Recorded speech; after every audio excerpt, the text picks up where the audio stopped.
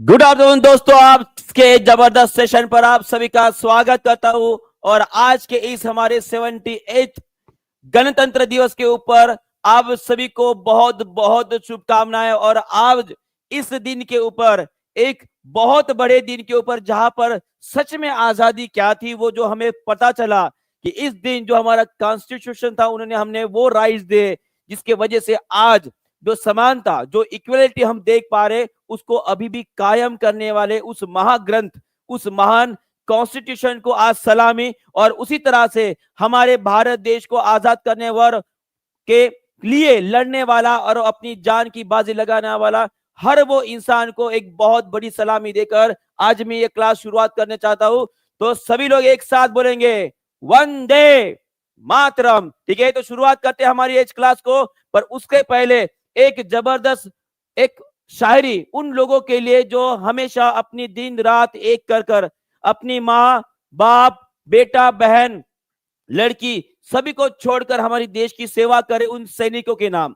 एक सैनिक ने क्या खुद कहा है, किसी गजरे की खुशबू को महकता छोड़ आया हूं मैं, किसी गजरे की खुशबू को महकता छोड़ आया हूं मैं, मेरी नन्ही सी चिड़िया को चहकता छोड़ आया हूं मैं, मुझे छाती से अपनी लगा लेना है मेरी भारत मां, मुझे छाती से अपनी तू लगा लेना है मेरी भारत मां, क्योंकि मैं अपनी मां की, क्योंकि मैं अपनी मां की बाहों को तरसता छोड़ आया हूं मैं। तो उन सभी वीरों को सलाम जो हमारी रक्षा करते हैं दिन रात, पर शायद वही ज्यादा सबसे ज्यादा अंडररेटेड व्यक्ति है हमारे भारत के, जो शायद नहीं दिखाई देते हैं, पर ना देखते हुए एक भगवान से भी एक बड़ा कार्य कर रहे हैं हम सबकी रक्षा करके। उन सभी वीरों को सलाम। और चलते हैं हमारी क्लास के ऊपर, और उसी तरह का जोश हमेशा कायम रखते हुए आज सभी के लिए मैं एक रैपिड फायर स्टार्टिंग से ही लेने वाला हूं। तो सभी लोग तैयार है? चलिए, सभी लोग तैयार है? चलिए सभी लोग एक बात एक साथ बोलेंगे, सभी लोग तैयार है?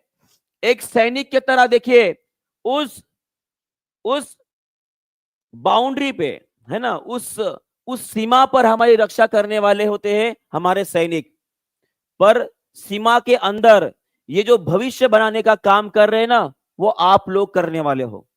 उस सीमा पे जो सैनिक अपनी जान गंवाकर, अपना खून बहाकर जो आपकी रक्षा करते हैं, तो आपको भी जान तो नहीं देना है, पर उस जान को उतनी ज्यादा लहू में बहाना है कि उस जान में वो जान आ जाए कि पूरी भारत माता की वो जो लहराती हुई, जो पहले की, क्या बोलेंगे उसके शब्द नहीं सूझ रहे मुझे, वो जो चमक थी, वो दमक थी, वो वापस लाना है। वो काम सिर्फ आप ही कर सकते हो। तो इतनी बड़ी रिस्पॉन्सिबिलिटी आपके कंधे के ऊपर है, आपको लेना है उस रिस्पॉन्सिबिलिटी को, और पढ़ाई कर कर अपनी अपने परिवार का, अपने देश का सपना साकार करना है। फिर से एक बार वो भारत जिसे लूट कर चले गए वो थे गोरे, तो फिर से वो गोरे भारत में वापस आना चाहिए। किसके लिए? क्योंकि वो भारत की जो खोई हुई चमक थी, जिसे हम सोने की चिड़िया बोलते थे, वो सोने की चिड़िया नहीं, अब सोने का बहुत बड़ा एक महापावर और महाशक्ति बनकर उभरने वाला है भारत, अगर आपने सही से काम किया। ठीक है, तो वो जिम्मेदारी आपके कंधों के ऊपर है, उस कंधों को उठाइए। और आज के सेशन को सभी लोग ज्वाइन करेंगे। तो चलिए बताइए, सभी लोग रैपिड फायर में बताएंगे इस क्वेश्चन का आंसर क्या रहेगा। फास्ट, पता नहीं कितने समय का ये क्लास रहेगा, पर देखते हैं कितना फास्ट आप आंसर कर सकते हो। चलिए बताइए, सभी लोग इसका आंसर करेंगे। और हैप्पी बर्थडे टू ऑल, ठीक है, क्योंकि टीचिंग परीक्षा का भी आज सेकंड बर्थडे है। ठीक है, तो ये भी आपको याद रखना है, क्योंकि इसी दिन के ऊपर ही हमने टीचिंग परीक्षा को मैंने नहीं, पर दानिश सर, भावेश सर और बहुत सारी टीम थे, ठीक है, उन्होंने उनको उनका फाउंडेशन रखा, और आज आप वहां पे पढ़ रहे हो। हमारे लिए ये बहुत बड़ा गर्व का दिन है, और हमें आपको बताते हुए भी बहुत अच्छा लगता है कि हमने सक्सेसफुली वो 2 साल पूरे किए जहां पर भारत का नंबर 1 चैनल बनकर उभरा है टीचिंग परीक्षा। ठीक है, चलिए बहुत बढ़िया। तो इसका आंसर क्या रहेगा? बायोगैस का मुख्य घटक पूछा गया, तो इसका आंसर रहेगा मीथेन। सभी ने आंसर दे दिया है, इसका आंसर क्या रहेगा? मीथेन। क्लियर है? चलिए आगे बढ़ते हैं नेक्स्ट क्वेश्चन की तरफ। सेकंड क्वेश्चन आप सभी के लिए रहा, सभी लोग इसका भी आंसर करेंगे। चलिए बताइए इसका आंसर क्या रहेगा? जल्दी जल्दी आंसर करेंगे सभी लोग।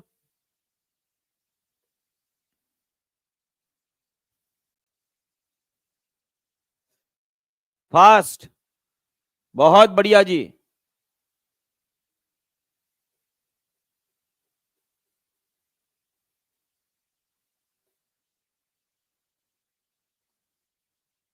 इसका आंसर दे दिए सभी ने। ऐसा यूनिट ऑफ चार्ज बोला गया है, चार्ज का यूनिट क्या रहेगा? कूलम रहेगा। क्या रहेगा? कूलम रहेगा। तो मैं टॉप 30 क्वेश्चन यहाँ पे पहले लूंगा। टॉप 30 के बाद जो है आपको अपने मार्क्स बताना है मुझे, ठीक है? तो अभी तक जितने भी मैंने क्लासेस लिए उसमें से जो थोड़े से सिंपल और जो आपको याद होना चाहिए, जिनके क्वेश्चंस आपके कभी भी रॉन्ग नहीं होना चाहिए, ऐसे क्वेश्चन लेकर आया हूं। सभी लोग उनके जल्दी जल्दी आंसर करेंगे और आगे बढ़ेंगे, ठीक है? चलिए, बहुत बहुत बढ़िया। इसी तरह से आंसर करते रहेंगे, बहुत बढ़िया, ठीक है? हाँ, कुलम रहेगा जी, कुलम रहेगा। चलिए, नेक्स्ट क्वेश्चन आप सभी के लिए, इसका भी आंसर कर देंगे। थर्ड नंबर का क्वेश्चन है ये आप सभी के लिए। चलिए बताएंगे इसका आंसर क्या रहेगा। फर्स्ट,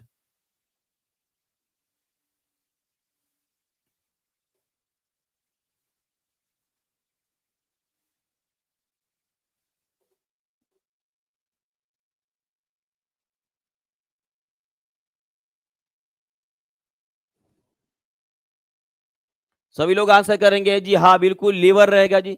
सबसे बड़ी ग्रंथि कौन सी रहेगी? लीवर रहेगी। उसके बाद फोर्थ क्वेश्चन आप सभी के लिए बताएंगे इसका आंसर क्या रहेगा। जल्दी जल्दी, जितना फास्ट हो सके उतना फास्ट आंसर कीजिएगा ताकि मैक्सिमम क्वेश्चन हम कर पाए। विच of the lens is use in a simple microscope? Microscope में हम कौन सा जो है वो लेंस का इस्तेमाल करते हैं? और अथर आर्यन अगर आज का सेशन देख रहे हैं तो आपका बहुत बहुत धन्यवाद। आपका शुक्रिया अदा करने का तरीका बहुत ही अच्छा लगा। आपने जो मान सम्मान हमें दिया उसके लिए बहुत बहुत शुक्रिया, ठीक है? Thank you very much. तो इसका आंसर रहेगा सिंपल माइक्रोस्कोप के लिए कौन सा इस्तेमाल किया जाता है? कॉन्वेक्स लेंस का इस्तेमाल किया जाता है। किसका? कॉन्वेक्स लेंस का इस्तेमाल किया जाता है। यहाँ पे मिरर नहीं पूछा गया है, यहाँ पे लेंस पूछा गया है। तो कौन सा लेंस इस्तेमाल करेंगे? हम इस्तेमाल करेंगे कॉन्वेक्स लेंस। क्लियर है? चलिए आगे बढ़ते हैं। नेक्स्ट क्वेश्चन, फिफ्थ नंबर का क्वेश्चन आप सभी के लिए, इसका भी आंसर कर देंगे। बेकिंग सोडा में रासायनिक उसका नाम क्या है? Chemical name of baking soda क्या है? चलिए बताइए, बेकिंग सोडा का केमिकल नेम, रासायनिक नाम क्या है? फास्ट, बहुत बढ़िया। कल ही मैंने बताया था आपको शायद, बेकिंग सोडा का जब भी नाम आ जाए तो आपको याद रखना है बी से क्या होता है? भुजिया होता है। आपने भुजिया बोले थे, तो भुजिया कहां पर दिखाई दे रहा है आपको? ये यहाँ पे भुजिया नजर आ रहा है। तो आपका आंसर क्या आएगा? Sodium bicarbonate. क्या रहेगा? Sodium bicarbonate is the correct answer. Sixth number का क्वेश्चन आप सभी के लिए बताएंगे, इसका आंसर क्या रहेगा। चलिए बताइए जी। The pH of neutral water at 25 degree Celsius. चलिए जी, फास्ट, जितना फास्ट आंसर कर सकते हो उतना फास्ट आंसर करना है, ठीक है? मैं जल्दी जल्दी आगे बढ़ने की कोशिश करूंगा तो सभी लोग इसका आंसर करते रहेंगे। चलिए बताइए।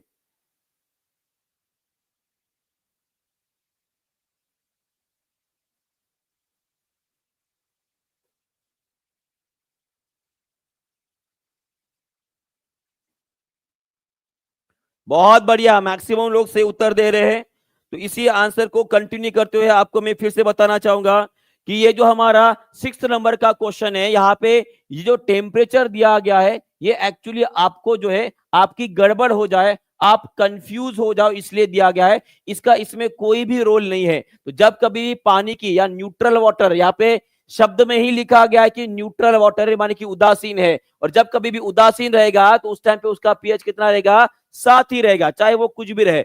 चलिए, सातवें नंबर का क्वेश्चन आप सभी के लिए, सभी लोग इसका भी आंसर कर देंगे। चलिए बताइए जी।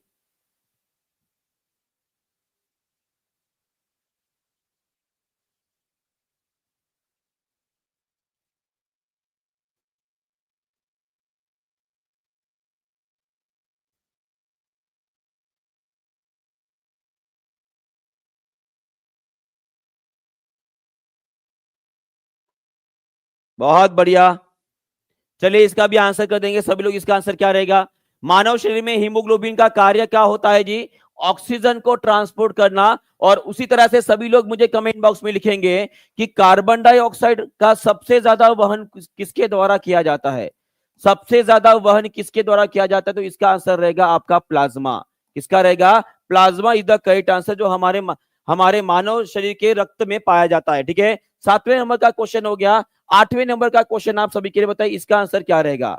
चलिए, विटामिन एस्कॉर्बिक एसिड से नाम से जाना जाता है, इसका आंसर क्या रहेगा। फास्ट करेंगे सभी लोग। इसका आंसर रहेगा आपका विटामिन सी। इसका आंसर क्या रहेगा, विटामिन सी। और शायद ये क्वेश्चन मैंने कल आपसे कवर करवाया था। एस्कॉर्बिक एसिड को विटामिन सी बोला जाता है। अगर विटामिन बी अगर बोला जाता है तो उसका बहुत सारे 8 प्रकार के विटामिन होते हैं, B1 B2 से लेकर B12 तक। और उसी तरह से विटामिन ए का अगर नाम पूछा जाता है तो उसका भी नाम सभी लोग कमेंट बॉक्स में लिखेंगे। विटामिन ए के 2 नाम होते हैं। अगर मैं सब्जियों से मिलने वाला, मान कि वेजिटेरियन जो होते हैं भाई साहब, सब्जियों से अगर मिल रहा है तो उसका नाम क्या रहेगा। और वही अगर मांस और बाकी चीजों से अगर हमें मिल रहा है तो उसका नाम क्या रहेगा।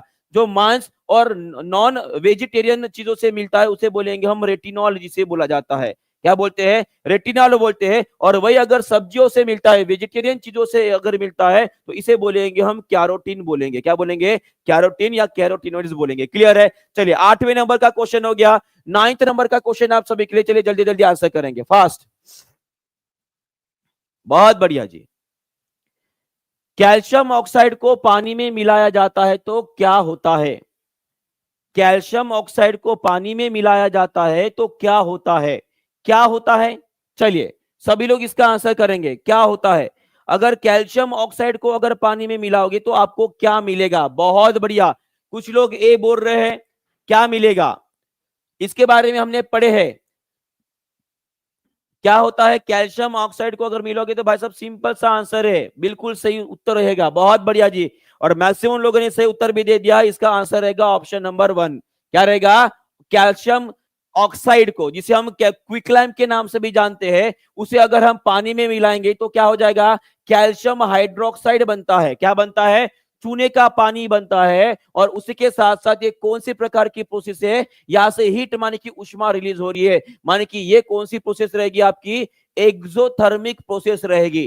कौन सी रहेगी, एक्सोथर्मिक, जिसे हम उष्माक्षेपी प्रोसेस बोलते हैं। क्या बोलते हैं, उष्माक्षेपी बोलते हैं। ठीक है, ये आपको याद रखना है। 9th नंबर का क्वेश्चन। चलिए 10th नंबर का क्वेश्चन आप सभी के लिए, इसका भी आंसर कर देंगे, फास्ट जल्दी जल्दी आंसर करेंगे। Which of the following is an ore of an aluminium. निम्नलिखित में से कौन एल्यूमिनियम का एक अयस्क है। और आपको बता दूं, बीपीएससी टीआरई 4.0 में एक क्वेश्चन हमकाज बोल रहा हूं ओर से आने वाला है 101%। और इसका जो इंपॉर्टेंट ओर से वो मैंने साइंस बाय टीपी में जो है एक बार शेयर कर लिया है। साइंस बाय टीपी हमारा टेलीग्राम चैनल है, उसके ऊपर मैंने शेयर कर दिया है, जिसका एक क्वेश्चन फिक्स है। वो एक टेबल पढ़ लो भाई साहब, आपका एक क्वेश्चन फिक्स हो गया, समझ लीजिए। ठीक है, तो इसका आंसर क्या रहेगा, इसका आंसर रहेगा आपका बॉक्साइड। क्या रहेगा, बॉक्साइड रहेगा। चलिए आगे बढ़ते हैं। कितने नंबर का क्वेश्चन हो गया, ये हो गया आपके 10वें नंबर का क्वेश्चन। 11वें नंबर का क्वेश्चन आप सभी के लिए ये रहा। चलिए सभी लोग इसका भी आंसर कर देंगे, fast. Which element is present in all organic compound. यहाँ पे पूछा गया है कि जो जैविक यौगिक होते हैं उनमें सभी में पाए जाने वाला एक कॉमन एलिमेंट कौन सा होता है। चलिए बताइए। बहुत बढ़िया, बहुत जबरदस्त, बहुत सही, बहुत सही, बहुत सही। तो इसका आंसर क्या रहेगा, कार्बन। क्या रहेगा, कार्बन रहेगा जी, बहुत बढ़िया। नाइट्रोजन क्या होता है, ऑर्गेनिक कंपाउंड्स में कार्बन पाया जाता है, इसे हम ऑर्गेनिक केमिस्ट्री बोलते हैं।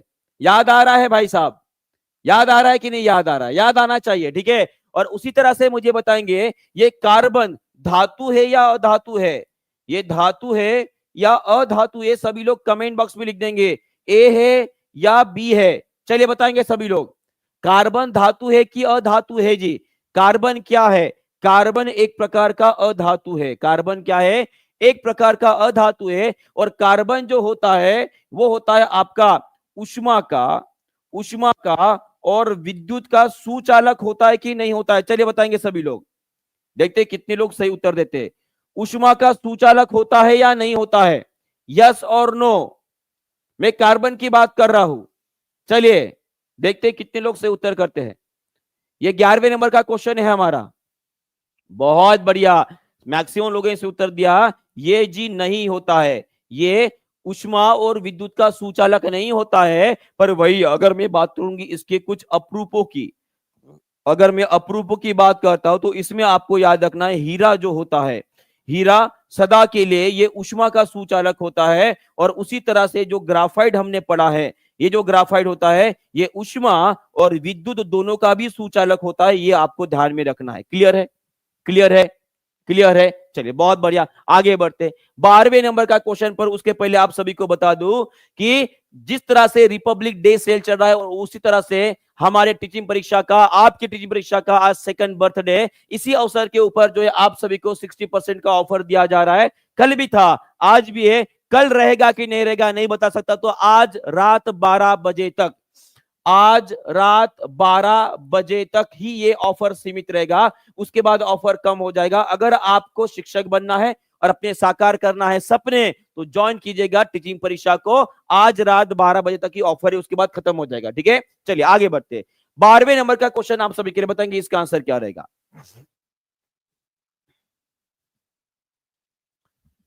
चलिए, which hormone regulate the blood sugar level, ये मोस्ट इंपॉर्टेंट क्वेश्चन है। मुझे पता है इस क्वेश्चन का आंसर सभी को आता है, पर ये मोस्ट इंपॉर्टेंट क्वेश्चन है साइंस का, ये याद रखेगा। कोई भी गवर्नमेंट एग्जामिनेशन दीजिए, वहां पर पूछा जाने वाला ये सवाल रहेगा, तो इसका आंसर रहेगा आपका इंसुलिन। क्या रहेगा जी? इंसुलिन रहेगा। ठीक है, चलिए आगे बढ़ते हैं। 13वें नंबर का क्वेश्चन आप सभी के लिए, 13th नंबर का क्वेश्चन। चलिए फास्ट, यहाँ पे कोई एक्सप्लेनेशन नहीं देने वाला हुआ। आज मैं जितने भी क्वेश्चन पढ़ाए हैं उन सभी की रिवीजन आज चल रही है। ठीक है, तो इसका आंसर क्या रहेगा। पाचन में पित्त का कार्य कौन सा होता है। अगर मैं डाइजेस्टिव सिस्टम की बात करता हूं, जो जिस तरह से हमारे मानव शरीर के अंदर 5 स्टेजेस में हमारा डाइजेशन होता है, उसमें जो पित्त का कार्य क्या होता है जी, वो फैट का इमर्सिफिकेशन करता है, माने कि वसा को तोड़ने का काम करता है। इमर्सिफिकेशन का मतलब क्या होता है, सिंपलर फॉर्म में कन्वर्ट करना। और सभी लोग कमेंट बॉक्स में ये भी लिखेंगे कि ऐसी कौन सी ग्रंथि है जिसके द्वारा बाइल जूस बनाया जाता है, जिसके द्वारा बाइल जूस बनाया जाता है, और ये बाइल जूस कहां पे स्टोर किया जाता है, ये भी सभी लोग कमेंट बॉक्स में लिखेंगे। तो बाइल जूस बनाया जाता है किसके द्वारा।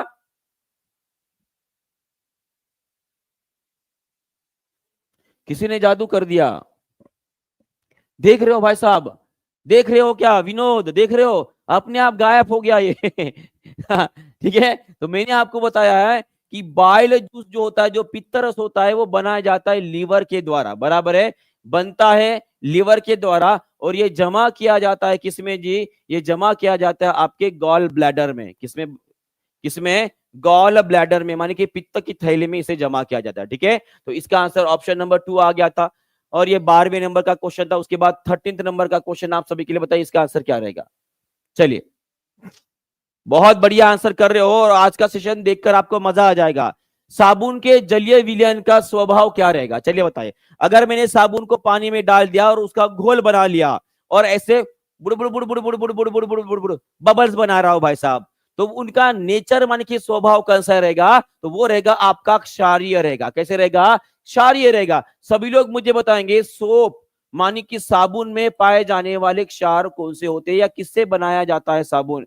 तो इसके आंसर क्या रहेगा, सभी लोग आंसर करेंगे। चलिए, सभी लोग आंसर करेंगे कि कौन सा बेस या कौन से क्षार पाए जाते हैं साबुन में, सभी लोग आंसर करेंगे। बहुत बढ़िया जी, सोडियम एंड पोटेशियम, बहुत बढ़िया। सोडियम एंड पोटेशियम के ऑक्साइड जो होते हैं, ऑक्साइड जो होते हैं वो पाए जाते हैं आपके सोप में, और इसीलिए साबुन कैसे होता है, क्षारीय धर्मी होता है। कैसे होता है? क्षारीय धर्मी होता है। चलिए नेक्स्ट बढ़ते हैं आगे। 14th नंबर का क्वेश्चन आप सभी के लिए, इसका भी आंसर कर देंगे जल्दी जल्दी। निम्नलिखित में से किसका अपवर्तनांक सबसे अधिक होता है। अपवर्तनांक, आज ही मैंने एक क्वेश्चन लिया था, आज ही मैंने एक क्वेश्चन लिया था। ठीक है, वहां पे पूछा गया था कि जो अपवर्तनांक होता है, वहां पे जो अपवर्तनांक होता है, इसकी एसआई इकाई क्या होती है, इसकी एसआई इकाई क्या होती है। ये आज ही क्वेश्चन मैंने आज पेड क्लास में मिला था, और पेड वाले बच्चे सभी लोग इसका आंसर करेंगे, और इसका आंसर रहेगा आपका डायमंड। क्या रहेगा? हीरा। हीरा है सदा के लिए। तो सभी लोग मुझे बताएंगे कि ये अपवर्तनांक जो होता है, ठीक है, जिसे हम रिफ्रैक्टिव इंडेक्स भी बोलते हैं, अपवर्तनांक सूचकांक जिसे बोलते हैं, इसकी इकाई क्या होती है। इट हैज नो यूनिट, इसकी कोई भी इकाई नहीं होती है, माने कि ये यूनिटलेस होता है। कैसे होता है? यूनिटलेस होता है, आपको याद रखना है। क्लियर है? क्लियर है। और उसी तरह से अगर आपको पूछा जाता है कि पानी और ग्लास का अपवर्तनांक कितना होता है, तो पानी का होता है 1.33। कितना होता है? 1.33 होता है। और वही अगर कांच का देखा जाए तो 1.52 के आसपास होता है। कितना होता है? 1.52 के आसपास होता है। ये आपको ध्यान में रखना है, ठीक है। चलिए आगे बढ़ते हैं। 14th नंबर का क्वेश्चन यहाँ पे क्लियर हो गया है। उसके बाद 15th नंबर का क्वेश्चन आप सभी के लिए, बताइए इसका आंसर क्या रहेगा, फास्ट, जल्दी जल्दी। Which gas is known as laughing gas? Laughing gas माने कि हंसने वाली गैस कौन सी होती है? तो उसका आंसर रहेगा आपका नाइट्रस ऑक्साइड। और सभी लोग इस नाइट्रस ऑक्साइड का केमिकल फार्मूला लिख के बताएंगे मुझे। इसका केमिकल फार्मूला क्या है, या केमिकली फार्मूला, फार्मूलेटिकली इसे कैसे लिखा जाता है? देखते हैं कितने लोग इसका सही उत्तर दे, बताइए। चलिए सभी लोग आंसर करेंगे। नाइट्रस ऑक्साइड, जिसे हम लाफिंग गैस के नाम से जानते हैं, इसका केमिकल फार्मूला है आपका N2O, नाइट्रस ऑक्साइड। और ये एक प्रकार की ग्लोबल वार्मिंग गैस होती है क्या? क्या nitrous oxide global warming gas होती है? होती है, याद रखिएगा, ठीक है, होती है। ये हो गया। चलिए आगे बढ़ते हैं। 15th नंबर का क्वेश्चन हो गया। और कार्बन डाइऑक्साइड को कौन से नाम से जाना जाता है? कोई बता सकता है? ये सबसे ज्यादा रिस्पॉन्सिबल गैस है ग्लोबल वार्मिंग को। सबसे ज्यादा रिस्पॉन्सिबल गैस ग्लोबल वार्मिंग के लिए कौन सी रहेगी? तो वो है आपकी कार्बन डाइऑक्साइड। और उसी तरह से ये जो फार्मूला मैंने यहाँ पे लिखा, ये फार्मूला किसका है जी? ये है आपका कार्बन मोनोऑक्साइड का। किसका है? कार्बन मोनोऑक्साइड का। और कार्बन मोनोऑक्साइड को क्या बोला जाता है? दम घोटू गैस के नाम से जाना जाता है। ये आपको ध्यान में रखना है। क्लियर है? क्लियर है। चलिए बहुत बहुत बढ़िया। 15 नंबर का क्वेश्चन हो गया। 16th नंबर का क्वेश्चन आप सभी के लिए पूछा गया है। The formula for the plaster of Paris, plaster of Paris का केमिकल फार्मूला कौन सा है? चलिए जल्दी जल्दी, फास्ट, बहुत बढ़िया। लाइक करते रहना है, शेयर करते रहना है, और बीच बीच में लिखते रहना है वंदे मातरम, है ना, वंदे मातरम लिखो, जय हिंद लिखो। आज का समय ही वैसा है ना, सवेरे जैसे उठा वैसे ही लता मंगेशकर जी की वो सुरीली आंखों में वो गाना सुनाई दे रहा था, ए मेरे वतन के लोगों जरा आंख में भर लो पानी, है ना। क्या गाना है वो गाना, अगर अभी भी सुनते हो तो शरीर के ऊपर के बाल खड़े हो जाते हैं भाई साहब। उतनी वो क्या बोलेंगे, इमोशंस, वो सब कुछ उस गाने में है ना। बहुत बढ़िया। तो इसका आंसर क्या रहेगा? इसका आंसर क्या रहेगा?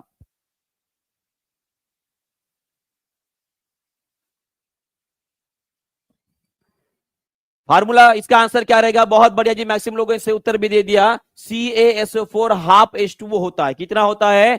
हाफ H2O होता है। सभी को बहुत बड़ा जय, जय हिंद, ठीक है। चलिए बहुत बढ़िया, आगे बढ़ते हैं। 16 नंबर का क्वेश्चन हो गया। आगे बढ़ते हैं 17 नंबर का क्वेश्चन आप सभी के लिए, बताइए इसका आंसर क्या रहेगा, fast. Which acid is present in stomach of, ये तो एकदम पप्पी वाला क्वेश्चन है। कितने लोगों को लगता है कि एकदम पप्पी वाला क्वेश्चन है भाई साहब, बताओ। ये तो एकदम पप्पी वाला क्वेश्चन है। ये आपको आना ही चाहिए कि कोई भी इसको गलत नहीं करेगा, ठीक है। तो इसका आंसर क्या रहेगा? इसका आंसर रहेगा आपका हाइड्रोक्लोरिक एसिड। क्या रहेगा? Hydrochloric acid. और इसको पीएच मान होता है लगभग 10.5 के आसपास होता है, बराबर है। चलिए आगे बढ़ते हैं। और ये सल्फ्यूरिक एसिड कहां पर इस्तेमाल किया जाता है, कोई बता सकता है? ये सल्फ्यूरिक एसिड कहां पर इस्तेमाल किया जाता है? तो याद रखिएगा, इसके ऊपर भी हमारे बीपीएससी में क्वेश्चन पूछा गया है। ये सल्फ्यूरिक एसिड जो है जनरली बैटरीज में इस्तेमाल किया जाता है। किसमें इस्तेमाल किया जाता है? बैटरीज में इस्तेमाल किया जाता है। और यही सल्फ्यूरिक और नाइट्रिक एसिड दोनों अगर पानी के साथ मिल गए तो क्या बन जाएगा? आपका एसिड रेन बन जाता है। क्या बन जाता है? एसिड रेन बन जाता है। 17 नंबर का क्वेश्चन खत्म, 18 नंबर का क्वेश्चन शुरू। चलिए बताइए इसका आंसर क्या रहेगा? बहुत बढ़िया, इसी तरह से आंसर देना है, आगे बढ़ते रहना है। The process of conversion of sugar into the alcohol is called as, important question, mark कर लीजिए इसे, यह इंपॉर्टेंट क्वेश्चन रहेगा। सभी लोग इसका आंसर करेंगे,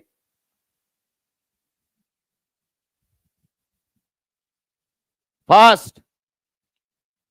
शर्करा को अल्कोहल में परिवर्तित करने की जो प्रक्रिया है उसे हम क्या बोलते हैं जी? बहुत बढ़िया, इसे बोला जाता है फर्मेंटेशन बोला जाता है। क्या बोला जाता है? फर्मेंटेशन बोला जाता है। बहुत बहुत बढ़िया, बहुत बहुत बढ़िया। और उसी तरह से अगर आपको पूछा जाए जो कार्बनिक पदार्थ होते हैं, जो कार्बनिक पदार्थ होते हैं, उन पदार्थ को अगर मैं अकार्बनिक पदार्थ में अगर परिवर्तित कर रहा हूं तो उस प्रोसेस को क्या बोला जाता है? उसको बोला जाता है आपका डिकम्पोजिशन।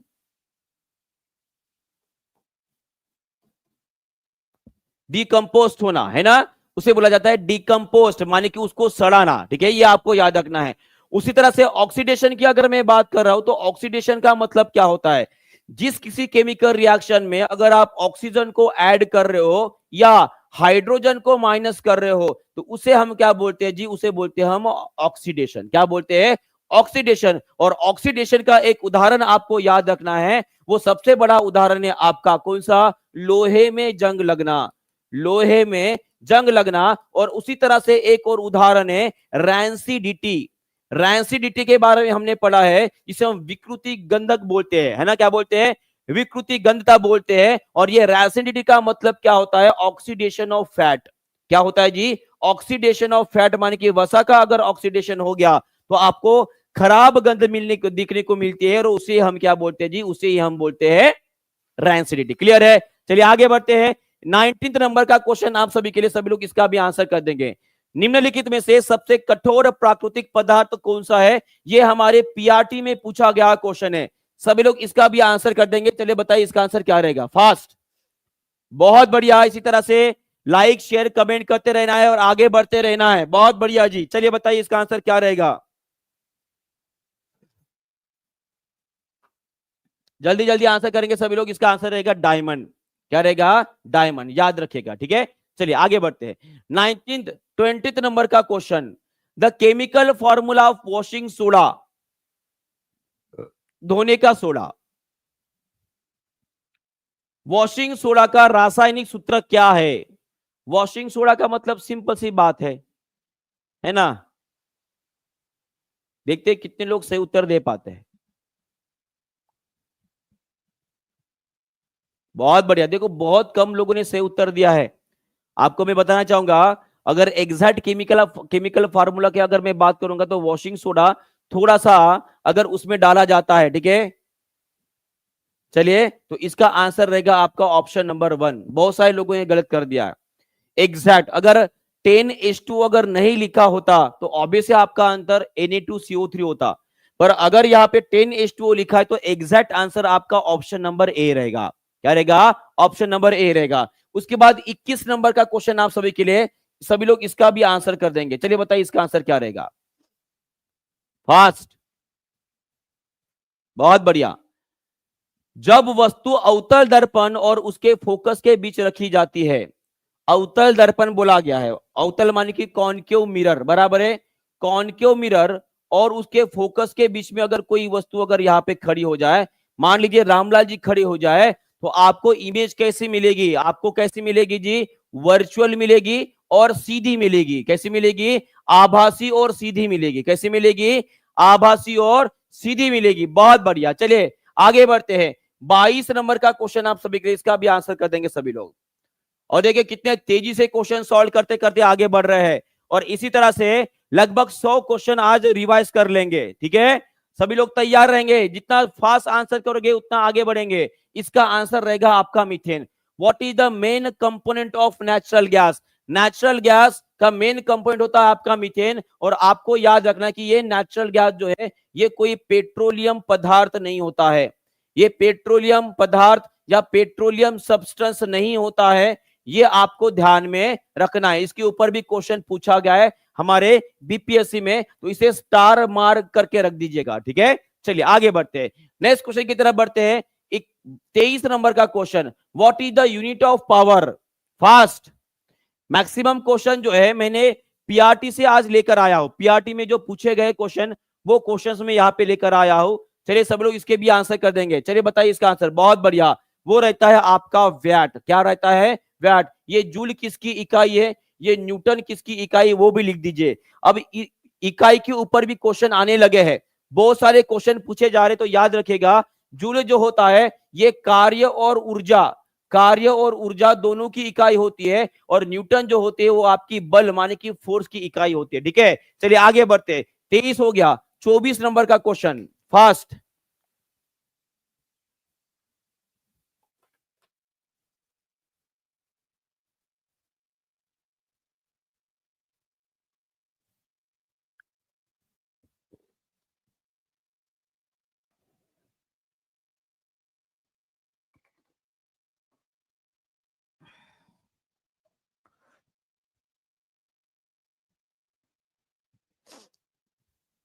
क्वेश्चन बहुत जबरदस्त है ना। पॉलीमर्स जो नॉन नॉन स्टिक कुकवेयर, इसे इंपोर्टेंट करिएगा जी, इसे सभी लोग इंपोर्टेंट करेगा। और इसका आंसर क्या रहेगा? इसका आंसर रहेगा टेफ्लॉन रहेगा। क्या रहेगा? टेफ्लॉन रहेगा। सभी को याद रखना है, ठीक है। ये क्वेश्चन इंपोर्टेंट रहेगा और इसका आंसर क्या रहेगा? आपका टेफ्लॉन रहेगा। क्लियर है? चलिए आगे बढ़ते हैं। 25 नंबर का क्वेश्चन ये रहा, सभी लोग इसका भी आंसर कर देंगे। चलिए बताइए, निम्नलिखित में से कौन सी ऐसी किरणें होती है जिनकी ऊर्जा सर्वाधिक होती है? एक्सरे होता है, गैमा रे होता है, यूवी रे होता है, क्या होता है? बहुत बढ़िया, बहुत बढ़िया, सभी लोग सही उत्तर कर रहे हैं। इसका उत्तर रहेगा आपका गैमा रे। इसका उत्तर क्या रहेगा? आपका गैमा रे रहेगा। एक बात मुझे बताइए, ये एक्स रे जो होती है, इसके ऊपर क्वेश्चन पूछा गया है इस बार। ये एक्स रे जो होती है, आप सभी को पता है कि हड्डियों को स्कैन करने के लिए इस्तेमाल की जाती है, बराबर है। और उसी तरह से ये एक्स रे जो होती है, ये एक प्रकार की इलेक्ट्रोमैग्नेटिक वेव होती है। कैसी होती है? इलेक्ट्रोमैग्नेटिक वेव होती है। और आपको ये याद रखना है कि एक्स रे जो होती है वो ना ही किसी इलेक्ट्रिक फील्ड से, ना ही किसी इलेक्ट्रिक और ना ही किसी मैग्नेटिक फील्ड का इसके ऊपर असर होता है। मैग्नेटिक फील्ड का असर नहीं होता है, ये आपको ध्यान में रखना है। इसका मतलब यह है कि किसी भी इलेक्ट्रिक और मैग्नेटिक फील्ड से अगर मैंने इसको भेजा तो ये अपना रास्ता ना बदलते हुए वो सीधी निकल जाएगी। कैसे निकल जाएगी? सीधी निकल जाएगी। और वही प्रॉपर्टी किस में होती है? वही प्रॉपर्टी आपकी गामा रेज में भी होती है। किस में होती है? हाँ, क्लियर है। चलिए आगे बढ़ते हैं। उसके बाद 26 नंबर का क्वेश्चन आप सभी के लिए, बताइए इसका आंसर क्या रहेगा? Which gas is evolved during the photosynthesis?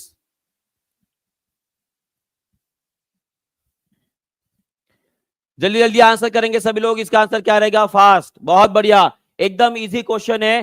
Photosynthesis के दौरान कौन सी गैस निकलती है? और वही अगर आपको पूछा जाए कि विच gas is evolve during the respiration, during the respiration या श्वसन के दौरान कौन सी गैस बाहर निकलती है, तो उसका आंसर आप क्या करोगे? चलिए बताइए।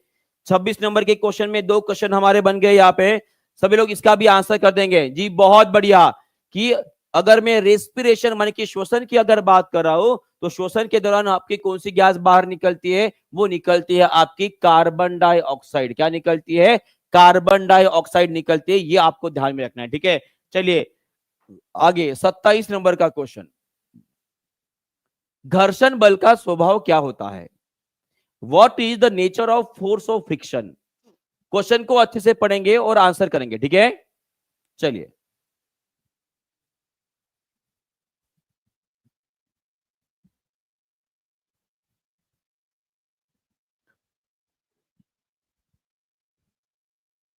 सभी लोग, कोई बी बोल रहा है, कोई ए बोल रहा है, तो देखिए हमेशा ध्यान में रखिएगा कि जो फ्रिक्शन होता है, जो घर्षण होता है, वो हमेशा गति को कम करने का काम करता है, गति को अपोज करता है। और इसीलिए हमने ये भी पढ़ा है कि घर्षण द्वारा किया गया कार्य हमेशा कैसे रहता है? घर्षण द्वारा किया जाने वाला कार्य, किया जाने वाला जो कार्य होता है वो हमेशा कैसे होता है जी? वो हमेशा कैसे होता है? वो नकारात्मक होता है। नकारात्मक का मतलब क्या है जी? वो निगेटिव होता है। आपको याद रखना है। कैसे होता है? निगेटिव होता है, नकारात्मक होता है। क्लियर है? चलिए आगे बढ़ते हैं। उसके बाद 28 नंबर का क्वेश्चन आप सभी के लिए, चलिए इसका आंसर कर देंगे।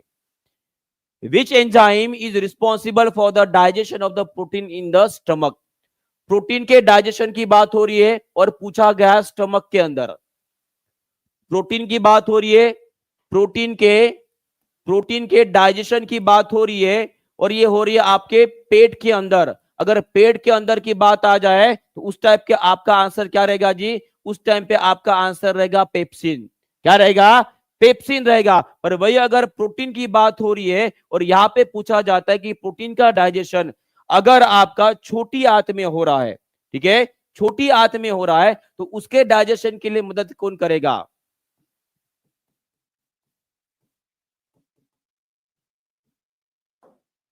छोटी आंत में हो रहा है तो उसके डाइजेशन के लिए मदद कौन करेगा? तो आपको याद रखना है कि अग्नाशय से निकलने वाला एक एंजाइम होता है, अग्नाशय से निकलने वाला एंजाइम जिसका नाम होता है आपका ट्रिप्सिन।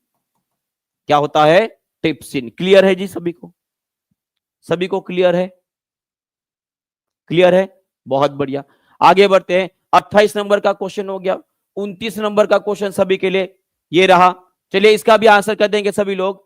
रिमोट कंट्रोल उपकरणों में किस प्रकार का विकिरण उपयोग किया जाता है? एकदम सिंपल सी बात है। मेरे हाथ में रिमोट कंट्रोल है, मैं अगर इसे कंट्रोल करता तो आपको शायद यहां पे रेड लाइट नजर आ रहा है। आ रहा है क्या? देखो तो सही। नहीं नजर आ रहा है। चलो कोई नहीं, ठीक है, ये मोबाइल में नजर आता है जनरली। तो इसका आंसर क्या रहेगा? इसका आंसर रहेगा आपका इंफ्रारेड रेज। कौन सा रहेगा? इंफ्रारेड रेज होती है, ये आपको ध्यान में रखना है, ठीक है। चलिए 30 नंबर का क्वेश्चन आप सभी के लिए, इसका भी आंसर कर देंगे। कौन सा रक्त समूह सार्वभौमिक दाता के रूप में जाना जाता है? मान की group known as universal donor. एकदम एकदम इजी क्वेश्चन है। इसका आंसर क्या रहेगा आपका? O negative. क्या रहेगा? O negative is the correct answer. और उसी तरह से पूछा जाता है सार्वभौमिक दाता हो गया, तो यूनिवर्सल एक्सेप्टर कौन है? यूनिवर्सल एक्सेप्टर कौन होता है? सभी लोग इसका भी आंसर कर देंगे। बहुत बढ़िया। इसका आंसर सभी लोग कमेंट बॉक्स में कर देंगे। इसका आंसर सभी लोग कमेंट बॉक्स में करेंगे। 30 क्वेश्चन हुए। चलिए आगे बढ़ते हैं। 31 नंबर का क्वेश्चन आप सभी के लिए, बताइए इसका आंसर क्या रहेगा? जल्दी जल्दी, क्योंकि हमारे पास ज्यादा समय नहीं बचा है। बहुत सारे क्वेश्चन लेने, 100 क्वेश्चन लेने हैं। विच gas is the primary cause of acid rain? Acid के लिए मुख्य तौर पर रिस्पॉन्सिबल गैस कौन सी होती है? तो आपका आंसर दिए गए ऑप्शन में से रहेगा सल्फर डाइऑक्साइड। क्या रहेगा? Sulphur dioxide. पर हमेशा याद रखेगा कि जब कभी भी एसिड रेन के बारे में पूछा जाता है तो इस बार बीपीएससी में इसके ऊपर क्वेश्चन पूछा गया। सल्फर डाइऑक्साइड, नाइट्रोजन ऑक्साइड और उसी तरह से जो कार्बन डाइऑक्साइड गैस होती है, ये तीनों के तीनों गैसेस जो है वो रिस्पॉन्सिबल होती है आपकी एसिड रेन के लिए। बराबर है? क्लियर है? और उसी तरह से अगर कार्बन डाइऑक्साइड की मात्रा अगर ज्यादा बढ़ जाए तो इसकी वजह से आपका कार्बोनिक एसिड बनता है पानी में, और उसी तरह से जो है पानी का पीएच 5.6 हो जाता है। ये हमने पढ़े। बराबर है? चलिए आगे बढ़ते हैं। 31 हो गया। 32 नंबर का क्वेश्चन, और मुझे बताए इस क्वेश्चन का आंसर 90% लोग गलत करने वाले हैं। और मुझे बताए इस क्वेश्चन का आंसर 90% लोग गलत करने वाले हैं। चलिए इस क्वेश्चन का आंसर 90% लोग गलत करने वाले हैं। कर दिए गलत, है ना? कर दिए गलत। कॉन्फिडेंस से बोलो, ठीक है। क्या रहेगा? इसका आंसर रहेगा आपका केल्विन। क्या रहेगा? केल्विन। उसी तरह से सभी लोग मुझे बताएंगे कि एब्सोल्यूट टेम्परेचर का मतलब क्या होता है? एब्सोल्यूट टेम्परेचर, जिसे एब्सोल्यूट जीरो टेम्परेचर या तापमान के नाम से भी जाना जाता है, तो वो कितना होता है जी? वो होता है आपका 0 केल्विन। कितना होता है? 0 केल्विन। और वही अगर आपका डिग्री सेल्सियस में अगर लिखा जाए तो कितना होता है? -273.15 डिग्री सेल्सियस होता है। कितना होता है? -273.15 डिग्री सेल्सियस होता है, ठीक है। ये क्वेश्चन पूछा गया है। आगे बढ़ते, और उसी तरह से इसका भी आंसर अगर फ़ारेनहाइट के अगर बारे में पूछा जाता है तो इसमें जनरली पूछा गया है कि हमारे मानव शरीर का जो सामान्य तापमान होता है, सामान्य तापमान होता है वो डिग्री फ़ारेनहाइट में कितना होता है? चलिए सभी लोग कमेंट बॉक्स में आंसर करेंगे। बहुत बढ़िया जी। वो कितना होता है? वो होता है आपका 98.6 फ़ारेनहाइट होता है। कितना होता है? 98.6 फ़ारेनहाइट होता है। क्लियर है? चलिए आगे बढ़ते हैं। 32 नंबर का क्वेश्चन हो गया। 33 नंबर का क्वेश्चन आप सभी के लिए आपके समक्ष आपके स्क्रीन के ऊपर हाजिर रहा। सभी लोग इसका आंसर करेंगे और जीतेंगे 1 करोड़ रुपया। भाई साहब, निम्नलिखित में से कौन सी बीमारी विटामिन डी के कमी के कारण होती है? विटामिन डी, जिसका केमिकल नेम मैंने आपको कल पूछा था, कितने लोगों को याद आ रहा है? ऑर्गो कैल्सीफेरॉल। इसका केमिकल नेम क्या है? ऑर्गो कैल्सीफेरॉल, बराबर है। और ये आपको ध्यान में रखना है कि इसकी कमी की वजह से आपको रिकेट नाम की बीमारी हो जाती है, जो जनरली आपको किन में पाई जाती है? ये पाई जाती है जो छोटे बच्चे होते हैं, छोटे बच्चे होते हैं उनमें पाया जाता है। उनके जो हड्डियां होती है वो सॉफ्ट हो जाती है और इस तरह से झुक जाती है। और उसी तरह से स्कर्वी अगर पूछा जाता है तो ये विटामिन सी की कमी की वजह से होता है, और बेरी बेरी विटामिन बी1 माने कि थायमिन की कमी की वजह से होता है। ये भी आपको ध्यान में रखना है। 33 नंबर का क्वेश्चन हो गया, आगे बढ़ते हैं। 34 नंबर का क्वेश्चन आप सभी के लिए बताएंगे, इसका आंसर क्या रहेगा? जल्दी जल्दी। The first element in the periodic table, बिल्कुल एकदम पप्पी वाला क्वेश्चन है और इंपॉर्टेंट क्वेश्चन भी है। चलिए बताएंगे इसका आंसर क्या रहेगा? फास्ट, बहुत बढ़िया। इसका आंसर क्या रहेगा? The first element in the periodic table, इसका आंसर रहेगा आपका हाइड्रोजन। कौन सा रहेगा? हाइड्रोजन रहेगा। और उसी तरह से अगर आपको पूछा जाता है कि सबसे हल्की गैस कौन सी है, तो सबसे हल्की गैस रहेगी आपकी हाइड्रोजन। और सबसे हल्का धातु अगर पूछा जाता है तो वो रहेगा आपका लिथियम रहेगा। क्या रहेगा? लिथियम रहेगा। ये भी आपको क्लियर है। चलिए बहुत बढ़िया, आगे बढ़ते हैं। नेक्स्ट क्वेश्चन 35 नंबर का क्वेश्चन आपके स्क्रीन के ऊपर हाजिर, ये रहा। चलिए सभी लोग इसका भी आंसर कर देंगे। आंख का कौन सा भाग उसमें प्रवेश करने वाले प्रकाश की मात्रा को नियंत्रित करता है? पूछा गया है कि आपके आंखों में जो प्रकाश प्रवेश करता है उसके लिए रिस्पॉन्सिबल कौन सा भाग होता है जो उसे कंट्रोल करता है? तो याद रखेगा इसका आंसर यहाँ पे एग्जैक्टली करेक्ट दिया है, वो है आपका आइरिस। क्या रहेगा? आइरिस। और आइरिस कंट्रोल किसके द्वारा किया जाता है? तो पुतली जो होती है हमारी आंखों में, इसे हम प्यूपिल बोलते हैं। क्या बोलते हैं? प्यूपिल बोलते हैं। उसके द्वारा कंट्रोल किया जाता है। क्लियर है? क्लियर है। चलिए बहुत बढ़िया। सभी लोग कमेंट बॉक्स में लिखेंगे कि हमारी आंखों में जो लेंस होता है वो लेंस कौन सा होता है। ठीक है, चलिए बताएंगे। और उसी तरह से हमारी आंखों का फोकल लेंथ कितना होता है? हमारी आंखों का फोकल लेंथ कितना होता है? हमारी आंखों का डायामीटर मान कि व्यास कितना होता है? ये भी बातें सभी लोग कमेंट बॉक्स में जरूर लिखेंगे। ठीक है, ये आप सभी के लिए होमवर्क रहेगा। क्वेश्चन नंबर 35 वहां पे क्लियर होता है। आगे बढ़ते हैं। नेक्स्ट क्वेश्चन आपका 36 नंबर का क्वेश्चन ये रहा। चलिए बताइए इसका आंसर क्या रहेगा? फास्ट, 2 किलोमीटर, बाप रे। The metal is best conductor of electricity.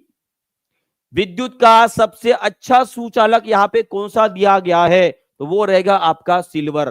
क्या रहेगा? सिल्वर। अगर एक बात मैं पूछूं, यहाँ पे बेस्ट कंडक्टर ऑफ इलेक्ट्रिसिटी की जगह पे यहाँ अगर उष्मा लिखा होता तो उस टाइप पे आपका आंसर क्या रहता था? सभी लोग कमेंट बॉक्स में लिखेंगे। देखते हैं कितने लोग इसका सही उत्तर दे पाते हैं। कौन सा धातु बिजली का सबसे अच्छा सुचालक पूछा गया? अगर आपको पूछा जाता है कंडक्टर ऑफ उष्मा, माने कि उष्मा का सबसे अच्छा सुचालक है, तो उस टाइप पे भी आपका आंसर क्या रहता था? उस टाइम पे भी आपका आंसर सिल्वर ही रहता था। क्या रहता था? सिल्वर ही रहता था। यहाँ पे कोई लोग कॉपर बोल रहे जी, बिल्कुल भी नहीं। ठीक है, हाँ बहुत बढ़िया। अगर यहाँ पे पूछा जाता था कि सबसे सबसे अच्छा उष्मा का अधातु अधातु सुचालक कौन सा है? तो उसका आंसर आपका हीरा रहता था, डायमंड रहता था। क्लियर है? क्लियर है? क्लियर है। चलिए बहुत बढ़िया, आगे बढ़ते। 37 नंबर का क्वेश्चन हो गया, ये रहा आपके लिए। 36 हो गया। 37 नंबर का question, what is the formula of the ozone molecule? ये अभी अभी 9वीं 9th कक्षा का जो पेपर हुआ था हमारा इसका बीपीएससी का, तो वहां पे पूछा गया क्वेश्चन है। सभी लोग इसका आंसर करेंगे। ओजोन अणु का सूत्र क्या रहेगा? तो वो रहेगा आपका O3। और सभी लोग याद मुझे बताएंगे, क्या ये ओजोन वायु ग्लोबल वार्मिंग गैस होती है क्या? क्या ये ओजोन वायु ग्लोबल वार्मिंग गैस होती है क्या? तो बिल्कुल जी, ये ग्लोबल वार्मिंग गैस होती है। ये भी आपको याद रखना है। और ओजोन कौन सी परत में पाया जाता है, उसका हाइट कितना होता है, वो कितना ऊंचाई पे पाया जाता है, और उसी तरह से ozone gas global warming gas होती है। ये आपको ध्यान में रखना है। अगर कौन सी इसमें पाया जाता है तो उसका आंसर क्या रहेगा आपका? स्ट्रेटोस्फियर। क्या रहेगा? स्ट्रेटोस्फियर में पाया जाता है। और उसकी ऊंचाई कितनी होती है? लगभग 15 से लेकर 35 किलोमीटर के बीच में वो पाया जाता है। क्लियर है? चलिए आगे बढ़ते हैं, नेक्स्ट क्वेश्चन की तरफ बढ़ते हैं। 37 हो गया। 38 नंबर का क्वेश्चन सबके लिए ये रहा। चलिए बताइए इसका आंसर क्या रहेगा? निम्नलिखित में से सबसे मजबूत अम्ल कौन सा रहेगा? Strongest acid in the given options. सबसे स्ट्रॉन्ग एसिड कौन सा रहेगा? एक बात मुझे हमेशा याद रखेगा, इस एसिड को हम इंडस्ट्रियल एसिड के नाम से भी जानते हैं, औद्योगिक अम्ल के नाम से भी जानते हैं। और इस अम्ल का नाम क्या है? उसे बोला जाता है आपका सल्फ्यूरिक एसिड। क्या बोला जाता है?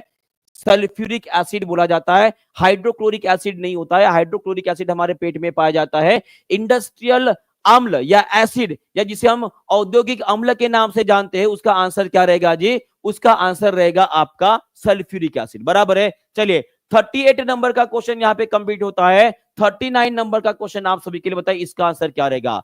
Which metal extract from bauxite. इसके ऊपर जस्ट अभी अभी मैंने क्वेश्चन किया था, और सेम टू सेम क्वेश्चन इस बार बीपीएससी में पूछा गया है। बीपीएससी के जो पेपर हुआ था अभी, उसमें पूछा गया क्वेश्चन है। चलिए बताइए इसका आंसर क्या रहेगा? बहुत बढ़िया। और यहाँ पे आंसर भी दे दिया आप सभी ने। उसका आंसर रहेगा आपका एल्यूमिनियम। क्या रहेगा? एल्यूमिनियम रहेगा। क्लियर है? चलिए आगे बढ़ते हैं, नेक्स्ट क्वेश्चन बढ़ते हैं। 14 नंबर का क्वेश्चन आप सभी के लिए, बताइए इसका आंसर क्या है? फास्ट। कौन सी गैस को मार्स गैस या दलदलीय गैस के नाम से जाना जाता है? तो वो रहती है आपकी मीथेन। अगर आपको पूछा जाता है कि धान की खेती से, अगर पूछा जाता है कि भारत में CH4 का सबसे बड़ा स्रोत कौन सा है, तो इसका आंसर क्या रहेगा? देखते हैं कितने लोग जो है इसका आंसर करते हैं।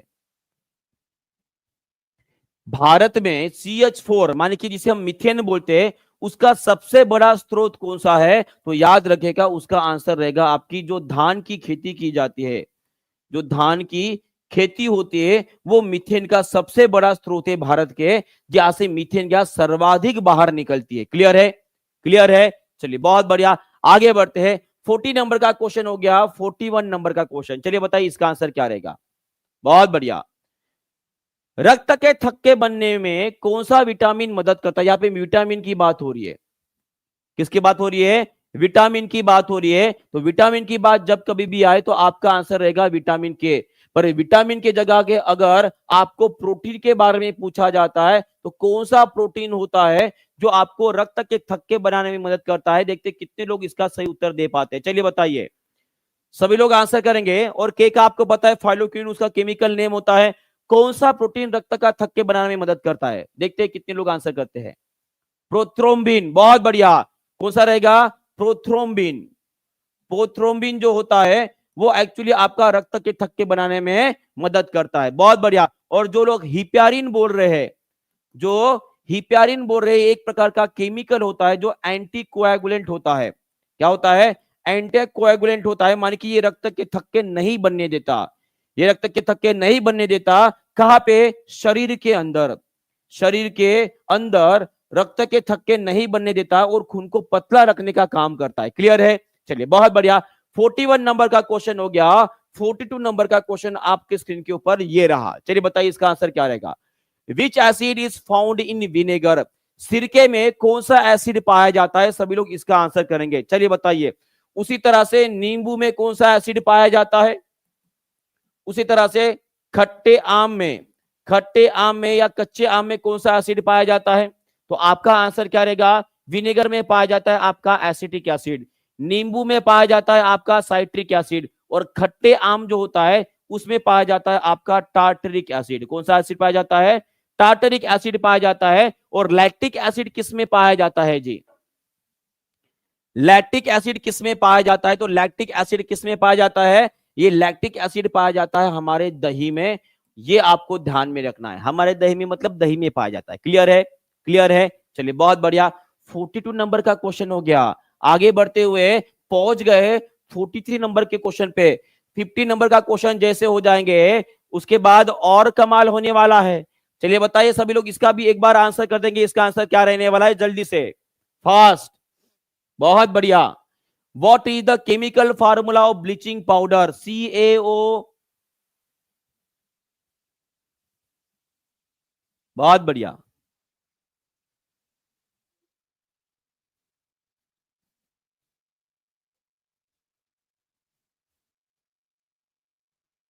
ब्लीचिंग पाउडर का फार्मूला पूछा गया है, आप क्या बता रहे हो?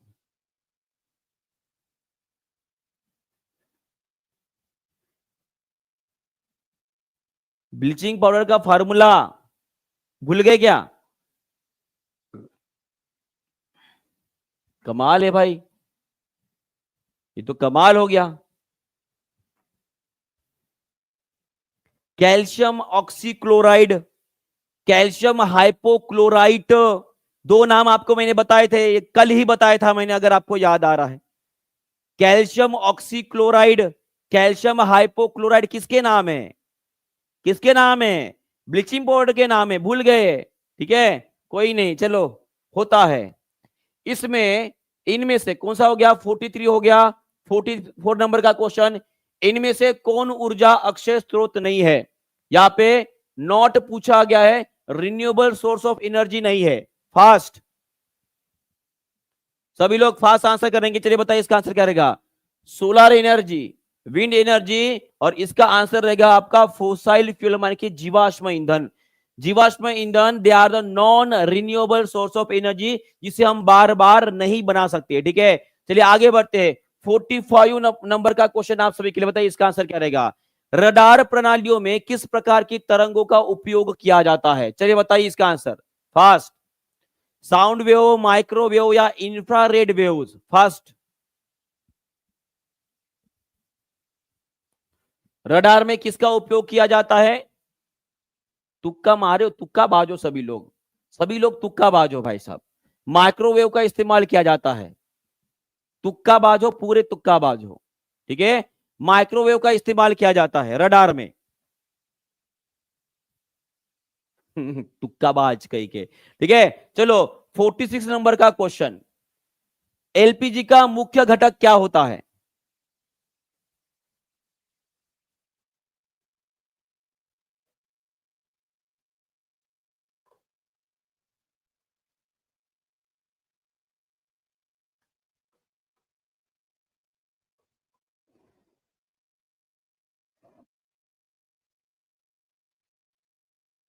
बहुत बढ़िया आंसर कर रहे हैं सभी लोग, जो एक्सपेक्ट कर रहा था वही सभी लोग आंसर कर रहे हैं। इसका आंसर क्या रहेगा? इसमें रहेगा आपका ब्यूटेन एंड प्रोपेन सर्वाधिक पाया जाता है। क्या पाया जाता है?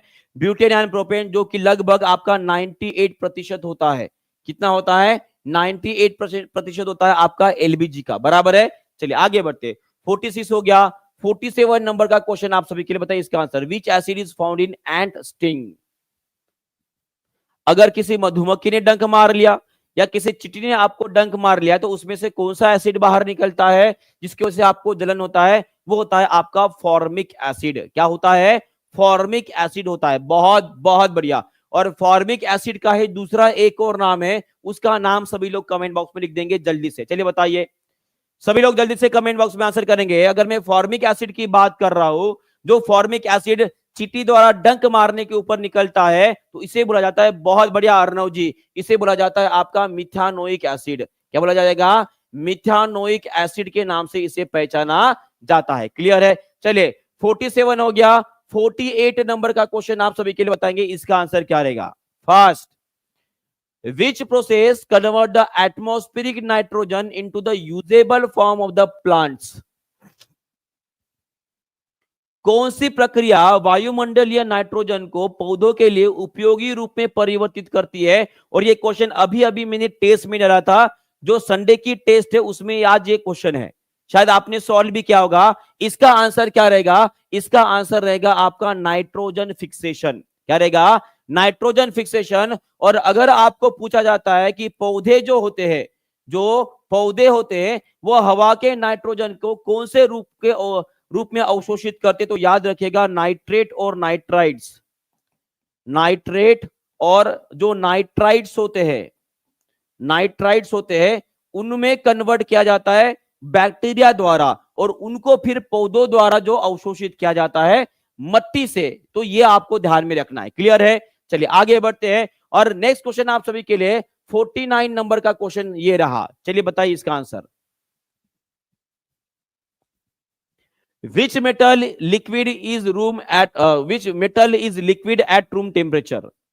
एकदम इजी क्वेश्चन है। इसका आंसर क्या रहेगा? इसका आंसर रहेगा आपका मर्क्यूरी, माने की पारा। उसी तरह से ब्रोमीन, ये एक प्रकार का अधातु है। क्या है? अधातु है और नॉर्मल टेम्परेचर के ऊपर ये आपको लिक्विड रूप में मिलता है। कौन से रूप में मिलता है? एकमात्र ऐसा अधातु जो आपको लिक्विड रूप में मिलता है आपके नॉर्मल टेम्परेचर के ऊपर, वो होता है आपका अधातु। अगर मैं गैलियम की बात कर रहा हूं तो गैलियम का भी जो गलनांक होता है वो लगभग 29 डिग्री सेल्सियस के आसपास होता है। कितना होता है? 29 डिग्री सेल्सियस के आसपास होता है। उसे अगर आपने हाथ भी ऐसे मुट्ठी में बांध कर रख लिया तो गैलियम पिघल कर पानी बन जाएगा। ये आपको ध्यान में रखना है, ठीक है। चलिए आगे बढ़ते हैं। उसी तरह से 15 नंबर का क्वेश्चन आप सभी के लिए रहा, सभी लोग इसका भी आंसर कर देंगे फटाफट। चलिए बताइए इसका आंसर क्या रहेगा? What is the SI unit of frequency? आवृत्ति की एसआई इकाई क्या होती है? एकदम सिंपल सा क्वेश्चन, आंसर रहेगा इसका हर्ट्ज। क्या रहेगा? Hertz is the simplest answer. उसी तरह से मुझे बताएंगे ऐसा यूनिट ऑफ वेवलेंथ क्या रहती है? ऐसा यूनिट ऑफ वेवलेंथ क्या होती है? वही ऑप्शन आपका पहला जूल, दूसरा रहेगा वैट, तीसरा रहेगा आपका एंगस्ट्रॉम, तीसरा रहेगा आपका एंगस्ट्रॉम और चौथा रहेगा आपका मीटर। देखते हैं कितने लोग सही उत्तर देते हैं। वेवलेंथ जिसे हम तरंग दैर्घ्य बोलते हैं, क्या बोलते हैं? तरंग दैर्घ्य बोलते हैं। तरंग दैर्घ्य की ऐसा यूनिट क्या होती है? सभी लोग आंसर करेंगे कमेंट बॉक्स में। बहुत बढ़िया। और मुझे जैसे लग रहा था वैसे ही सभी लोग आंसर कर रहे हो, सभी लोग सी बोल रहे हो गधो कहीं के। मैंने ऐसा यूनिट पूछी है, वो रहेगा आपका मीटर। क्या रहेगा? मीटर रहेगा, मीटर। वेवलेंथ एक प्रकार की दूरी होती है, याद रखिएगा। कोई भी टर्म के अंदर वेव लेंथ अगर लिखकर आ रहा है, लेंथ लेंथ माने की दूरी हो गई है ना, और दूरी को गिना जाता है मीटर में। किसमें गिना जाता है? मीटर में गिना जाता है। क्लियर है? मुझे लगा था आप एंगस्ट्रॉम बोलने वाले हो। सभी लोग कमेंट बॉक्स में लिख देंगे कि 1 एंगस्ट्रॉम इज इक्वल टू कितना मीटर होता है? कितना मीटर होता है? उसका आंसर क्या रहेगा? 10 का घात माइनस 10 मीटर होता है। कितना होता है? 10 का घात माइनस 10 मीटर होता है। 50 नंबर का क्वेश्चन, 51 नंबर का क्वेश्चन आप सभी के लिए बताइए इसका आंसर क्या रहेगा? फास्ट सभी लोग इसका आंसर करेंगे, पर उसके पहले मैं आप सभी को फिर से एक बार बताना चाहूंगा कि टीचिंग परीक्षा के सभी कोर्सेज के ऊपर जो है आपको एक भारी भरकम छूट मिल रही है। आप उसका जरूर फायदा उठाएंगे, ठीक है, और अपनी तैयारी पूरी करेंगे टीचिंग परीक्षा के साथ।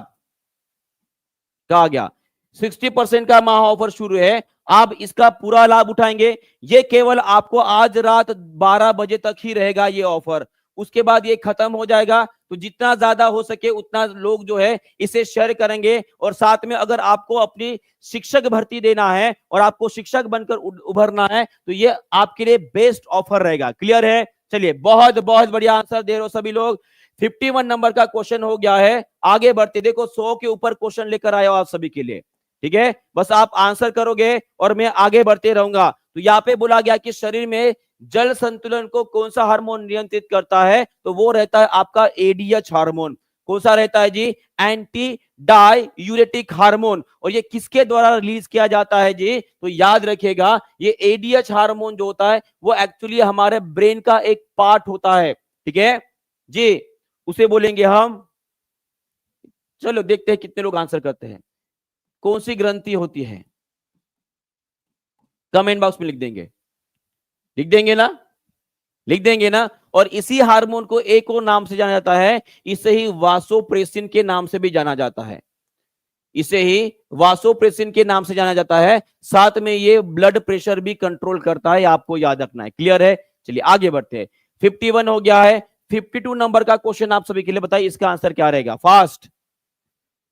वाहन के रियर व्यू मिरर को कौन सा दर्पण? वो रहेगा आपका कॉन्वेक्स मिरर, मान की उत्तल दर्पण। कौन सा दर्पण? उत्तल दर्पण इज द करेक्ट आंसर। बराबर है। चलिए बहुत बढ़िया। 52 नंबर का क्वेश्चन हो गया। 53 नंबर का क्वेश्चन आप सभी के लिए बताइए इसका आंसर क्या रहेगा? फास्ट। देखिए 100 क्वेश्चन लेना है, लगभग 59 मिनट्स हो चुके, बस 10 मिनट का हमारे पास समय है। फास्ट आंसर करो। विच of the following is the green house gas? Green house gas पूछा गया है, माने कि जिसकी वजह से ग्रीन हाउस इफेक्ट होता है, तो उसका आंसर रहेगा आपका कार्बन डाइऑक्साइड। कौन सा गैस रहेगा? Carbon dioxide is the correct answer. कौन सा रहेगा? Carbon dioxide the correct answer. आगे बढ़ते हैं। 64 नंबर का क्वेश्चन आप सभी के लिए बताइए इसका आंसर क्या रहेगा? लोहे में जंग लगने के लिए कौन सी प्रक्रिया जिम्मेदार होती है? बीपीएससी टीआरई में पूछा गया क्वेश्चन है, इसका आंसर करेंगे सभी लोग, बताएंगे। लोहे में जंग लगने के लिए कौन सी प्रक्रिया जो है वो जिम्मेदार होती है? तो याद रखिएगा ये रहेगी आपकी ऑक्सीडेशन। कौन सी रहेगी? Oxidation is the correct answer, जो मैंने अभी अभी आपको बताया था। ठीक है, चलिए आगे बढ़ते हैं। 65 नंबर का क्वेश्चन आप सभी के लिए, चलिए इसका भी आंसर कर देंगे। मानव शरीर में डिटॉक्सिफिकेशन के लिए कौन सा अंग जिम्मेदार होता है? याद रखेगा, डिटॉक्सिफिकेशन का मतलब होता है जो हानिकारक पदार्थ होते हैं उनको दूसरे रूप में परिवर्तित करना और उसे शरीर के बाहर निकालने में मदद करना, उनको बोला जाता है, वो रहता है आपका लीवर। कौन रहेगा? लीवर रहता है, लीवर। मानव शरीर में डिटॉक्सिफिकेशन के लिए काम करने वाला आपका लीवर होता है जी। तो हमने आपको पहले भी पढ़ाया है कि हमारे मानव शरीर में बनने वाला जो अमोनिया जो बहुत ही ज्यादा हानिकारक होता है उसे यूरिया में परिवर्तित करने का काम कौन करता है? लीवर करता है, जिसके अंदर यूरिया साइकिल हमने आपको बताया था, अगर आपको याद आ रहा है। तो इसका आंसर क्या रहेगा? आपका लीवर रहेगा। क्या रहेगा? लीवर। ओके, चलिए आगे बढ़ते हैं। 66 नंबर का क्वेश्चन आप सभी के लिए बताइए इसका answer fast. Which gas is use in the fire extinguisher? अग्निशामक यंत्र में उपयोग में लाने जाने वाली गैस का नाम कौन सा है? तो उसका नाम रहेगा आपका कार्बन डाइऑक्साइड। क्या रहेगा? Carbon dioxide the correct answer. 66 हो गया। 67 नंबर का क्वेश्चन सभी के लिए, चलिए बताइए इसका भी आंसर कर देंगे सभी लोग। निम्नलिखित में से कौन सा एक कृत्रिम रेशा है? आईएमपी क्वेश्चन, आईएमपी क्वेश्चन आप सभी के लिए, बताइए इसका आंसर क्या रहेगा? कृत्रिम रेशा कौन सा होता है जिसे सिंथेटिक फाइबर बोलते हैं? ये है आपका नायलॉन। क्या है? नायलॉन होता है जी, नायलॉन। क्लियर है? क्लियर है? ओके, बहुत बढ़िया। चलिए 66 68 नंबर का क्वेश्चन, सौर ऊर्जा का स्रोत क्या है? सौर ऊर्जा माने कि सूर्य के ऊपर जो ऊर्जा बनती है वो कैसे बनती है या किसके वजह से बनती है, ये पूछा गया है। चलिए फास्ट,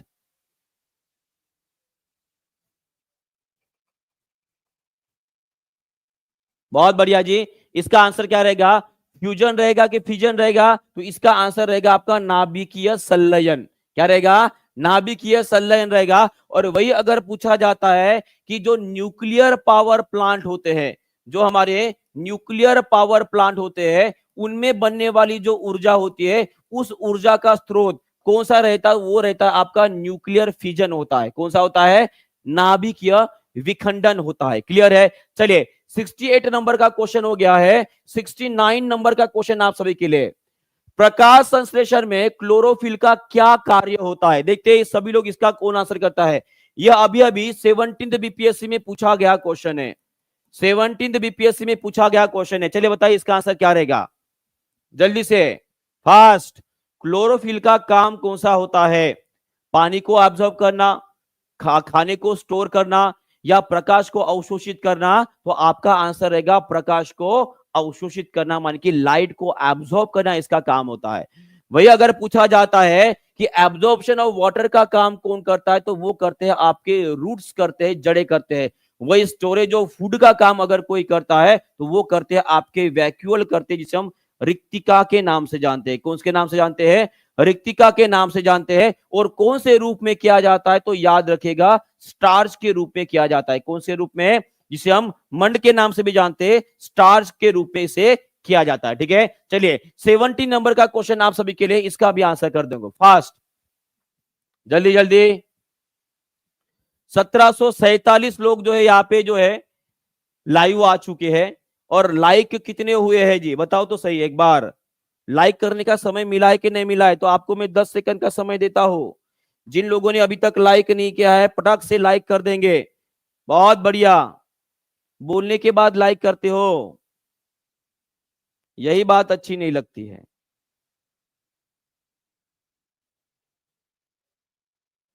वन के लाइक हुए, अभी बताओ यार।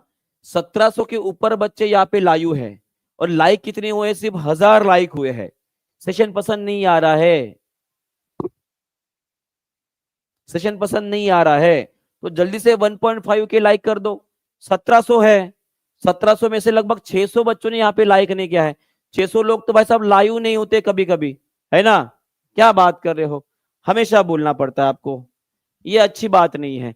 मनुष्य में मुख्य उत्सर्जन उत्पाद कौन सा होता है? तो इसका आंसर रहेगा आपका यूरिया। क्या रहेगा? यूरिया। मनुष्य की अगर बात किया जाता है, हो गए लाइक? हाँ, मुझे टेंशन आ जाता है लाइक नहीं करते हो तो। ठीक है, 1.2 हो गया, अभी भी 300 बाकी है। हाँ, अमोनिया किन में होता है जी, और यूरिक एसिड किस में होता है, ये आपको ध्यान में रखना है। अगर अमोनिया की बात की जाती है, जो फिश होती है या जो जल में रहने वाले जीव होते हैं, उनमें जो मुख्य उत्पाद होता है वो अमोनिया होता है। और यूरिक एसिड की अगर बात किया जाए तो यूरिक एसिड जो जनरली आपके क्या रहेंगे, अपने पंछी रहते हैं, बर्ड्स होते हैं, ठीक है, उनके द्वारा जो उत्पाद होता है उत्सर्जन का, वो जनरली आपका क्या रहता है, यूरिक एसिड होता है। क्या होता है? यूरिक एसिड होता है। क्लियर है? चलिए 70 नंबर का क्वेश्चन हो गया। उसके बाद बढ़ते हैं आगे 1 नंबर का क्वेश्चन। व्हाट इज द ऐसा यूनिट ऑफ प्रेशर? बोलने के बाद धड़ाधड़ लाइक कर दिए, देखो अभी।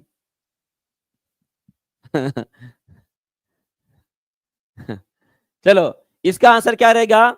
इसका आंसर रहेगा आपका वैट। प्रेशर के नहीं, सो प्रेशर पूछा गया है तो पास्कल रहेगा। तो याद रखिएगा, प्रेशर के बहुत सारी इकाई होती है जी। हाँ, इसके बारे में पहले भी क्वेश्चन लिया।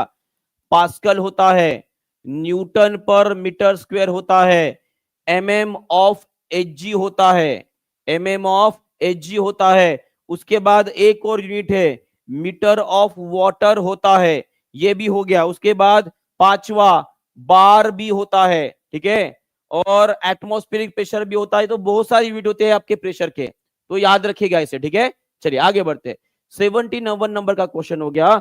72 नंबर का क्वेश्चन आप सभी के लिए आपके स्क्रीन के ऊपर ये रहा। चलिए बताइए इसका आंसर क्या रहेगा, जल्दी जल्दी आंसर करेंगे सभी लोग। सॉफ्ट ड्रिंक के उत्पाद में किस गैस का उपयोग किया जाता है? सॉफ्ट ड्रिंक के बारे में पूछा गया तो आंसर आपका कार्बन डाइऑक्साइड होता है। क्या होता है? कार्बन डाइऑक्साइड होता है। और सॉफ्ट ड्रिंक जो होते हैं उनका पीएच मान कितना होता है, ये आने वाले समय का क्वेश्चन है। सभी लोग इसका भी आंसर कमेंट बॉक्स में लिख देंगे। अगर मैं सॉफ्ट ड्रिंक की बात करता हूं तो जैसे कि नाम नहीं लूंगा, अभी उनका प्रमोशन हो जाएगा, नाम नहीं लूंगा, पर वो गंदा होता है, नहीं पीना चाहिए। पर सभी लोग मुझे बताएंगे उसका पीएच क्या रहेगा जी। सिंपल सी बात है, वो 7 से कम रहेगा। क्या रहेगा? 7 से कम रहता है, माने कि वो एसिडिक इन नेचर होते हैं, माने कि ये अम्लीय होते हैं। कैसे होते हैं? अम्लीय होते हैं, आपको ध्यान में रखना है। चलिए आगे बढ़ते हैं। नेक्स्ट क्वेश्चन 73 नंबर का क्वेश्चन आप सभी के लिए, इसके भी आंसर कर देंगे। इलेक्ट्रिक बल्बों में किस गैस का उपयोग किया जाता है? 1.4 के लाइक्स हो चुके हैं और अभी भी 100 लाइक बाकी है। चलो, जो एक्स्ट्रा के 300 बच्चे हैं जिन्होंने लाइक नहीं किया है, लाइक कर देंगे जी। तो इसका आंसर क्या रहेगा जी? इसका आंसर रहेगा आपका, आर्गन भी इस्तेमाल कर सकते हैं, नाइट्रोजन भी। तो आपका आंसर रहेगा option number 4, more than one of about. क्या आंसर रहेगा आपका? More than one of about. Helium का उपयोग नहीं किया जाता है, ऑर्गन और नाइट्रोजन दोनों भी इस्तेमाल कर सकते हैं। तो आपका आंसर आएगा आपके more than one of about. चलिए आगे बढ़ते हैं। 75 नंबर का क्वेश्चन कहा गया। ओके, ये रहा आपका 75 नंबर का क्वेश्चन। इसका भी आंसर कर देंगे। किसमें परिवर्तन के कारण रंध्र खुलते या बंद होते? चलिए बताइए इसका आंसर सभी लोग, जल्दी जल्दी। 73 हो गया। ओके, ये 74 नंबर का क्वेश्चन है हमारा। ठीक है, चलिए इसका आंसर कर देंगे, जल्दी जल्दी आंसर करेंगे सभी लोग। किसमें परिवर्तन के कारण रंध्र खुलते या बंद होते हैं? तो याद रखिएगा कि जो पानी की मात्रा होती है, जो रंध्र में बंद या चालू माने कि खुलते या बंद होते हैं, तो पानी की मात्रा कम ज्यादा कर कर जो है रंध्र को कंट्रोल किया जाता है। Option number C. उसके बाद आज के सेशन का हमारा आखिरी का क्वेश्चन ये रहा आपका 75 नंबर का क्वेश्चन। ये आप सभी के लिए जो है, आपके लिए होमवर्क रहेगा। सभी लोग इस क्वेश्चन का आंसर कमेंट बॉक्स में लिख देंगे। और उसी तरह से 60% का ऑफर चल रहा है, जल्दी से अपनी बैच परचेस कर लीजिए। और उसी तरह से आपको एक और बात बताना चाहूंगा। बात कौन सी थी? भूल गया हूं, चलो कोई नहीं। कौन सी बात थी? हाँ, आज और उसी तरह से टीचिंग परीक्षा का सेकंड बर्थडे है। तो सभी लोग कमेंट बॉक्स में लिखेंगे हैप्पी बर्थडे टीचिंग परीक्षा। ठीक है, और आप सभी को बहुत बहुत मुबारक, क्योंकि आप ऐसे प्लेटफॉर्म पर पढ़ रहे हो जो आपकी जिंदगी बदलने वाला है। तो सभी लोग आज कमेंट बॉक्स में कम से कम 1000 कमेंट आ जाने चाहिए। जितने बच्चे, आप 1700 के ऊपर बच्चे यहाँ पे देख रहे हैं, सभी लोग कमेंट बॉक्स में लिखेंगे हैप्पी बर्थडे टीचिंग परीक्षा, ठीक है। और साथ में दानिश सर और भावेश सर दोनों को भी मेनी मेनी कॉन्ग्रेचुलेशन करेंगे, क्योंकि ये they are the best teacher in the world, ठीक है। तो थैंक यू वेरी मच। कल फिर मिलेंगे इसी जबरदस्त मोटिवेशन और अपने कंटेंट के साथ। तो थैंक यू वेरी मच और गॉड ब्लेस यू, गॉड और टेक केयर, ठीक है। चलिए बताइए।